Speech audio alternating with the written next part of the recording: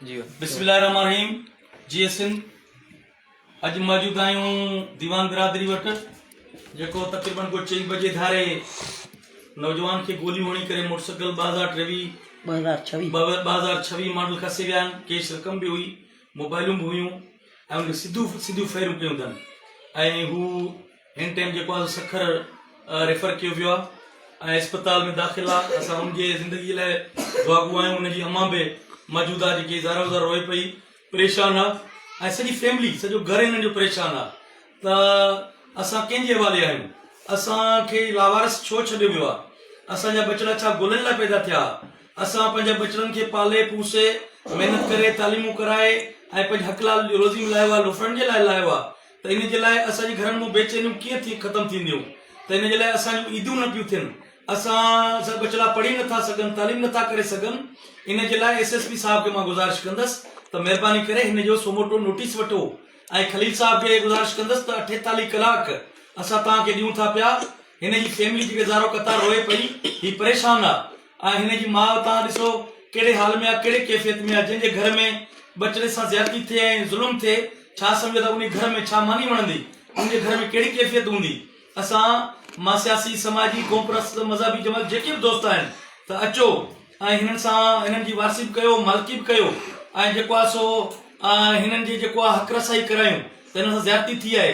जेकर ईअं कोन थींदो त मां 48 कलाकनि जो अल्टीमेटम ॾिनो आहे, न थींदो त लाइमल ॾींदासीं।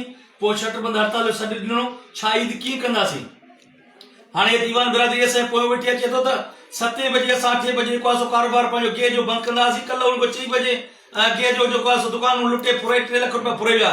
उहो अञा उहा चोरी रिकवर कान थी आहे। ॿियो भुञा बिरादरी जो को माण्हू उन खां फुर थी वई आहे। ही लॻोतार जेको आहे, ही कहिड़ो जेको आहे सो ही हैट्रिक लॻे पई असांखे। ही छक्का लॻनि था, आख़िर कारण छा आहे, मक़सदु छा आहे? महिरबानी करे हिनखे सिक्योरिटी ॾियो, सिक्योरिटी ॾियो। चौक चौक ते जेको आहे तव्हांजा पुलिस वारा आहिनि उन्हनि खां पुछाणो कयो। आहिनि जेके चंद सिपाही, उहे छा कहिड़े ड्यूटी में, कंहिंजे रिटर्न सां आहिनि, कंहिंजूं ॿकरियूं चारनि था? खलील साहब को गुज़ारिश कयां थो त उन्हनि खां पुछाणो कयो त इएं छो, छाजे लाइ? SSP साहब खां मां गुज़ारिश कयां थो त असांजी महिरबानी करे हिन प्यार जी ॿोली खे सम्झो। असां मोहबत जो हथ तव्हां सां वधायो आहे, तव्हांखे शाबसूं ॾियूं था। असां दीवान बिरादरी ॾिसो तव्हां ते गुल निछावर करे पई, तव्हांखे सम्झे पई त तव्हां हिकिड़ो मसीहो थी आया आहियो। SSP साहब ऐं खलील साहब, तव्हां ॾिसो तव्हांखे पंहिंजे मुर्शिदनि जीअं असां पुकारियूं था तव्हांखे त तव्हां असांजो मान रखो, इज़त रखो। ईअं न आहे जो असांजूं अमड़ियूं रोइनि, असां परेशान हुजूं, असांजी फैमिलियूं परेशान हुजनि, असांजा ॿार हक़ नथा रखनि के मोटरसाइकिल ते चढ़ी घुमनि, के शहर में नथा सफ़र करे सघनि, स्कूल नथा वञी सघनि। इन जे लाइ मां नोटिस वठण जो SSP साहब खे गुज़ारिश कंदसि त नोटिस वठो ऐं ही 48 कलाकनि ॾोह असां ज़ाहिर करे ॾियो त कंहिं ॻोल्हियूं आहियूं केरु आहिनि। ईअं कोन थींदो त अॻिलो लाइमल असांजो ईंदो, उन अॻिले लाइमल जे लाइ पोइ तव्हां तयारु रहिजो। पोइ असां कहिड़ो फ़ैसिलो करे सघूं था।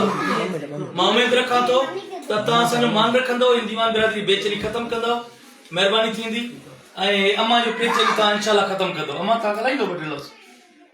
ॻाल्हायो। SP साहब ॾिसे थो तव्हांखे, तव्हां ॻाल्हायो।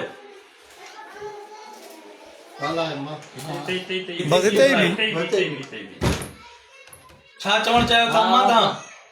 छा आहे ज़ुल्म आहे असांजे बचड़नि सां? गाड़ी ते घुमी सघनि था, गाॾी ते न घुमनि था, धंधनि ते वञनि था, न धंधो न का पढ़ाई ॿारनि खे। अगरि हिकु फुरे विया आहिनि गाॾी, पैसा, मोबाइल, हाणे वरी इहा शइ गाॾी, गोलियूं हणी विया आहिनि ॿार खे। इंशाल्लाह भलाई थींदी मुंहिंजो मां, इंशाल्लाह भलाई थींदो। असां तोसां गॾु आहियूं, सॼी सिंध तव्हां सां गॾु आहे। इंशाल्लाह पूरी जेकी असांजी पहचान आहे, दीवान ॾिसो केतिरे ख़ल्क़ तव्हांजे लाइ गॾिजी आहे।